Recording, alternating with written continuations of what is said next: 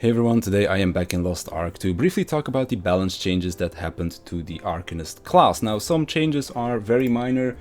For example, when it comes down to our Awakening, this no longer requires you to have stacks on the boss, so you can just use it like this, does full damage, very nice.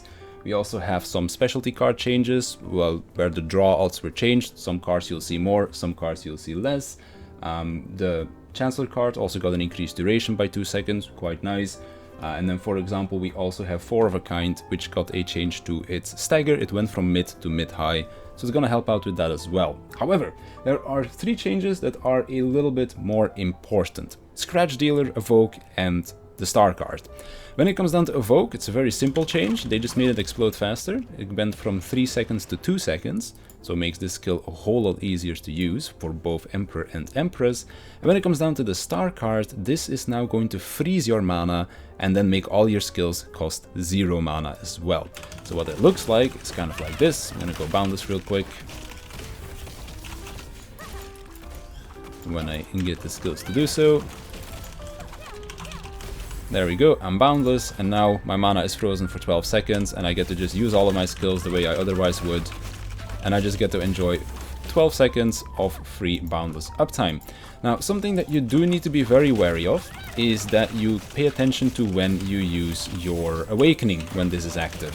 Because something that happens is that when your Awakening is used, it is going to immediately put you back into the Mana Addiction state. Now, Mana Addiction, of course, is something that you don't necessarily want to spend too much time in, because it is going to, well, be kind of a damage loss.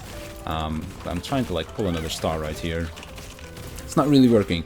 But essentially, whenever you use your Awakening, you go from Boundless mana back into Magic Addiction, and there is kind of like a finicky interaction with the Star card. So when you go back into Magic Addiction, if your mana, because it is frozen, is too high for the Boundless threshold, you'll be stuck in Magic Addiction until your Star card runs out. Now, if you use your Star card when your mana is below the threshold of going into Boundless, then you can put yourself back into Boundless mana.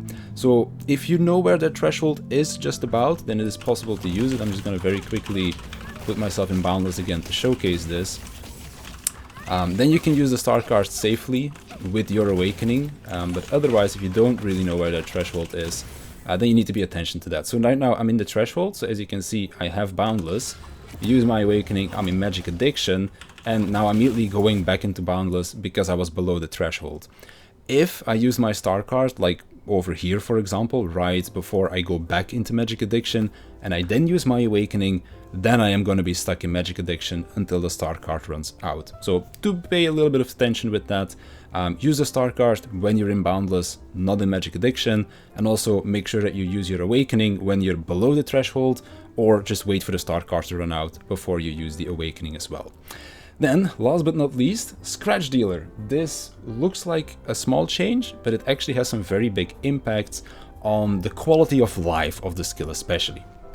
So, the old Scratch Dealer, you would have to do this entire sequence before you got the attack speed and the movement speed buff that you got from the skill. This buff used to last 4 seconds, now it lasts 5 seconds. The 1 extra second might not seem like a lot, but this means that when you're in Boundless mana, you now have 100% uptime on the attack speed. The movement speed you could always have 100% uptime on, because of course you have Scratch Dealer, not Scratch Dealer, Spiral Edge, and maybe you were also running something like Dealer's Flip, so having 100% movement speed uptime was quite easy, but now you can also have 100% uptime on the attack speed buff that comes from Scratch Dealer, at least while you're inside of the Boundless mana state. Also, this extra second allows you to run Raid Captain on builds that normally do not run Dealer's Flip, because Raid Captain kind of came into life when Dealer's Flip was introduced to our kit. You could still run Raid Captain outside of it, but you had to pay a little bit more attention to how you were playing to make sure that you had that movement speed when using a red skill. Inside of Boundless, you didn't really have to care, but outside of Boundless, you had to pay a little bit more attention. Right now, with the extra second of leeway that we got, Raid Captain has become kind of a staple on the Empress build, and you can run it with any of the builds now. This build is also something that I plan to take into Theamine, remove the Evoke and put a counter there, but I'm going to be using Quadra Accelerate again to go into Theamine, because I can now essentially stick to the boss as well, because that's another thing. The attack speed, movement speed buff now applies on skill use instead of on the full sequence, so it allows you to do things like this, where you get to stay close to the boss and you don't really have to move away from him, which is really nice for those patterns where the boss is doing a donut AoE, you have to stay close to him, you no longer have to flip away.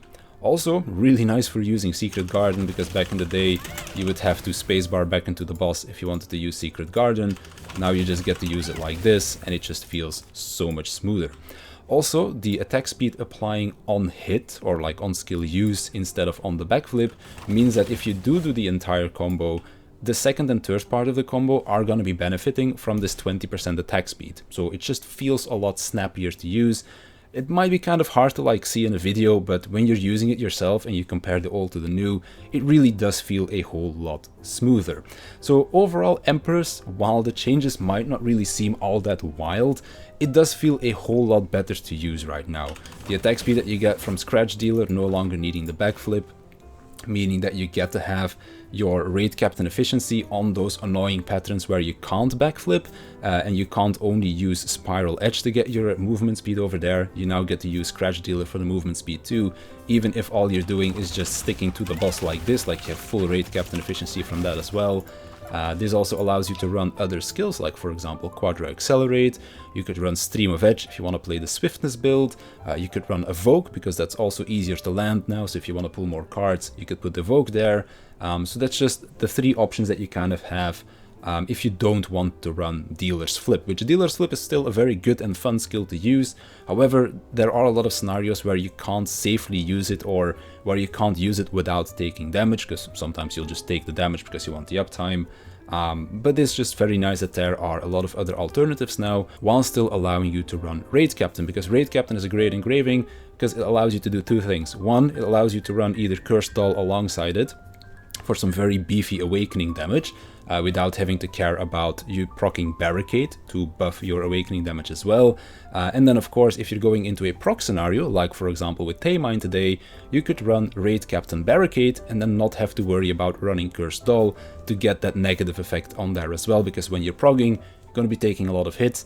Not running Cursed Doll can be very nice for that. For me personally, I just switch out one accessory and my books that I have equipped, and I can switch out Cursed Doll for Barricade, and then I'm gonna have a much smoother progging experience. And then once prog is done and I feel more comfortable on the raid, I can just slot in Cursed Doll again and then just do a little bit more damage, or have a more comfortable playstyle. Also, being able to put the Wealth Runes on again feels really good. So those are kind of like the changes. I guess the two biggest ones are the Scratch Dealer change. I know it feels like such a small change, but it really does add a lot of quality of life to the rotation. And then of course the star card.